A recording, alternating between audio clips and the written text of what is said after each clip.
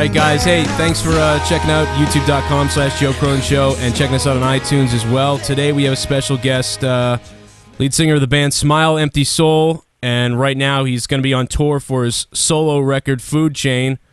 Sean Danielsen, thanks for joining us, man. Thanks for having me, dude.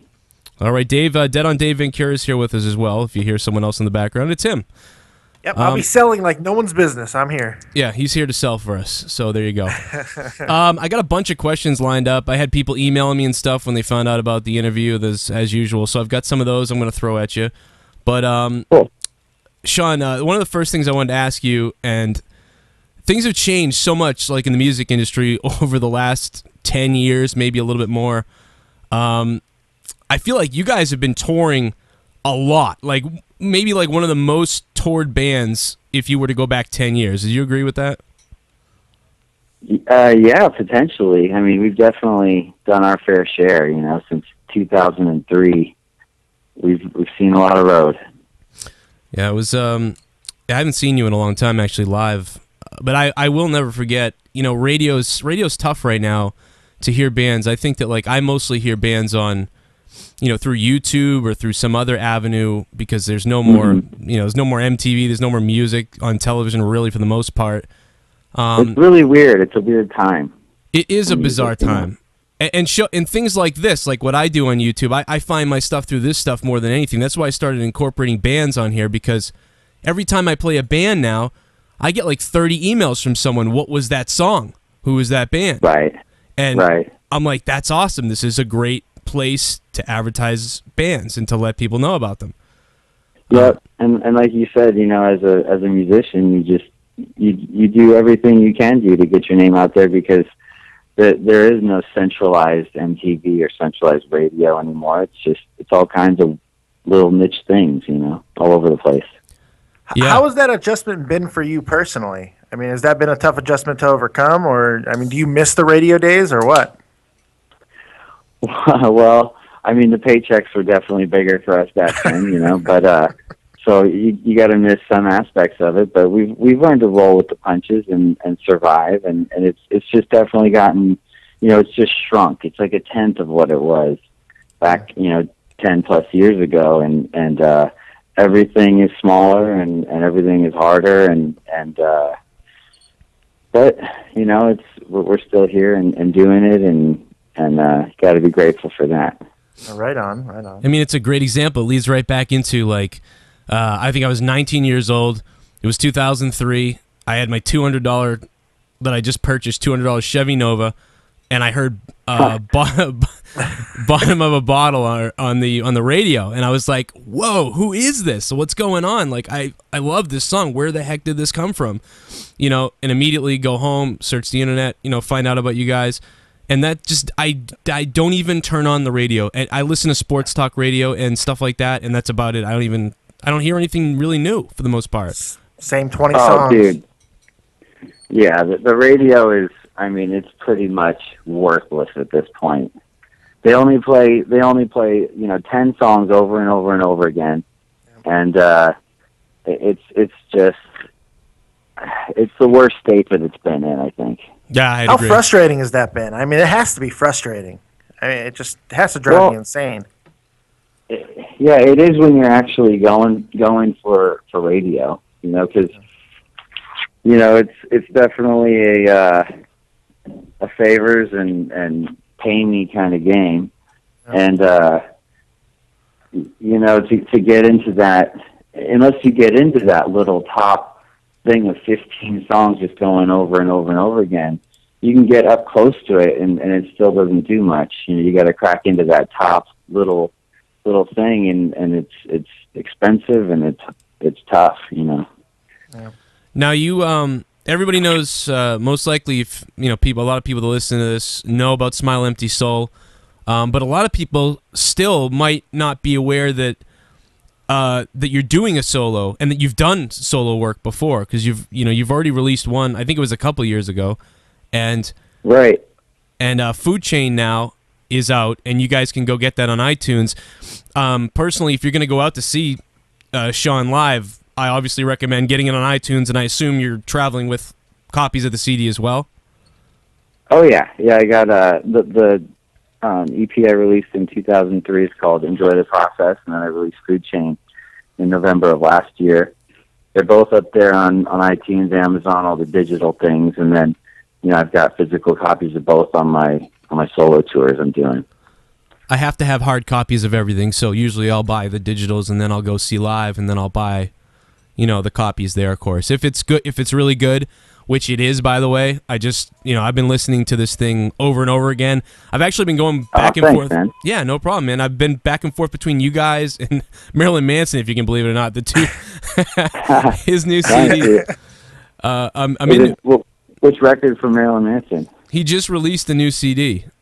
Did he? Yeah. Oh man, and I've been listening to it now. The name escapes me, but I'm waiting for the cassette versions. But I'm old school, so I'm waiting for the cassette versions. Keep waiting, man. His new CD's kind of bluesy. It's actually like, it's cool. Like his last two kind of, like I kind of didn't get into him as much, but when I heard this one, I was like, wow. I was like, oh, this is a new take, and it's kind of bluesy in a way, and I'm into this. And so I just went. I'll have to check it out. Yeah, check it. I recommend it to anybody who maybe kind of lost their way with him over the last 5 or 8 years or whatever it's been. Right. It definitely brought me back. But yeah, so your CD, that Birthday Massacre actually is another band I've been listening to a bunch. That's a name. Yeah, there you go. Mommy, Dave, I can't see you listening to them, Dave. I don't know. No, I don't know why. I don't know why. What would you think? But I mean, there's a little bit of a difference to me. Like I think the last solo CD that you released was a little bit more. I don't know if it was like a little bit more softer, mellow. There wasn't much drums. Where the Food Chain, is a little bit louder, I think. Yeah, the Enjoy the Process EP is mostly real soft, delicate stuff that's almost completely acoustic, and then on the Food Chain EP, I actually produced the songs up a little bit more like a soft band, and I just played the different instruments or whatever, and we kept it all pretty mellow still, but it is a little bit more built up. Yeah, no, I definitely enjoyed it, and and now the tour for that starts January 29th, I think. Yeah, I'm starting January 29th here in Little Rock, Arkansas, and then I'm doing about 3 weeks of just the extreme south, staying where it's safe weather-wise, or at least safer. And then, but I'm doing different legs of this tour, so I'm actually going to be up your way in May, I believe. Oh, that's awesome. I'm doing the Northeast, and then I'm doing the West Coast in August. So I'm throughout the year. I'm going to hit every region of the country. That's awesome. When are you hitting Germany? Dude, I wish, man. When you fly him there. Right. Yeah, exactly. Get that Kickstart. Get the GoFundMe going, Dave. GoFundMe, yeah. Fly to Germany to play a solo concert for Dave. I looked at the dates and I was like, oh, too bad. He's sticking to that area. He's not coming up to Boston. So you just made the day there. So there we go. I had everyone. I believe I have a Boston date coming through for May. I think I've already seen it on the routing. So I'll be announcing that actually, sometime in the next probably few weeks. Oh, that's awesome. Now, with Food Chain, did you do it all? This was all you producing it. Now, who like the drums and everything else? Who worked on it with you? Well, actually, it was produced by my friend Eddie Wool, who's done the last 3 Smile records. Yeah, and he's done both my EPs. He's a good friend and a great producer. He's great person to make records with. So it was just him and I, and I played all the instruments and hand engineered and produced and did any programming and mixed it, and we made it in his little studio room. That's awesome. It just sounds so good. Like it's funny when you break things down. We make the T-shirts. We play. You played all the instruments. You did it in the studio with just him. Yeah, it sounds great. I'm glad you're coming back to Boston. Now, like as far as like touring, do you have what's like the craziest thing? This is something somebody asked me earlier. What's the craziest thing that ever happened to you when you were on tour? Like I'm sure there's a lot of crazy stuff, but yeah, that was going to be my question. No, absolutely. Really? That's my favorite question. William Control had a pretty funny one last year. I remember that. Yeah, there's so many. That's a pretty common question. Everybody wants Any to of know. the good ones you can't remember anyway, right? Jeez. Yeah, there you go. Yeah, there's definitely a lot like that. But those are mostly the early days, you know. When I drank, I actually quit drinking several years back now. But one time, actually, the craziest thing is probably I got shot at in Washington, D.C. The cab I was in got at the window shot out as we were driving down the street. Was that like just random? Somebody had a gun? I mean, it was just random. We were going. D.C. is a pretty hard town. I was going to say, yeah. Yes, it is. Washington. It was Lewis from 10 Years and I in a cab after we'd played in D.C. and we were out just bar hopping, and we were going through a pretty nasty part of town, and there you have it. Things can happen. I know, being in Boston, things can happen. I've stumbled into the wrong neighborhoods before myself here. Yeah.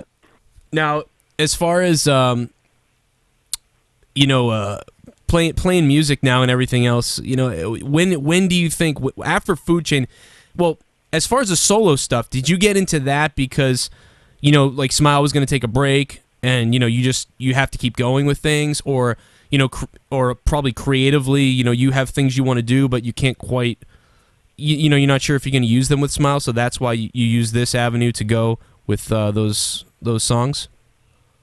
Yeah, totally. I mean, it started because I did that first Enjoy the Process EP of all very delicate, like acoustic style songs that I just had too many of those kind of songs to fit onto a Smile record, because Smile usually does like a couple like that or one or two, but not too many on the record. So I had a bunch and just wanted to get them out there, and and then it actually became a pretty good situation for me to do another one, because my bass player Ryan had a baby this last year and wanted to take a little time off, and we just been touring so much anyway nonstop that it seemed like a good time to just take a little bit of a breather.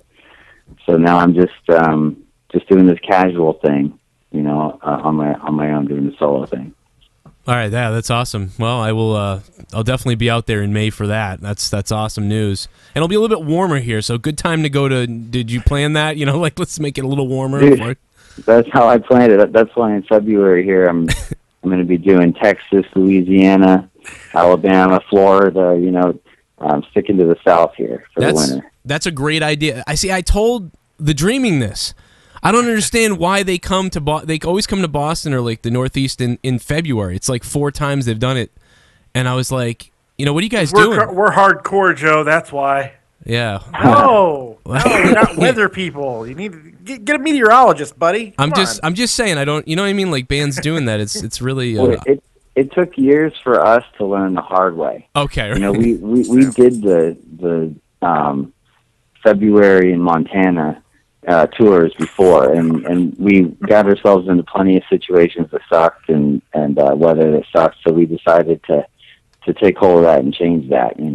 Yeah. No, I mean, I think every band has the tour bus / van on the side of the road photo. At some point. I've seen La Bamba too many times to even try to chance something like that. It's not happening. Exactly. Let's get on this plane. There's a plane. Let's get on that. I'll go on the cold bus. Don't worry about it. Hear the second half of the interview in part 2 as we sit down with Sean Danielsen from Smile Empty Soul, or hear the entire thing uninterrupted on iTunes. Now, just search Joe Cronin Show.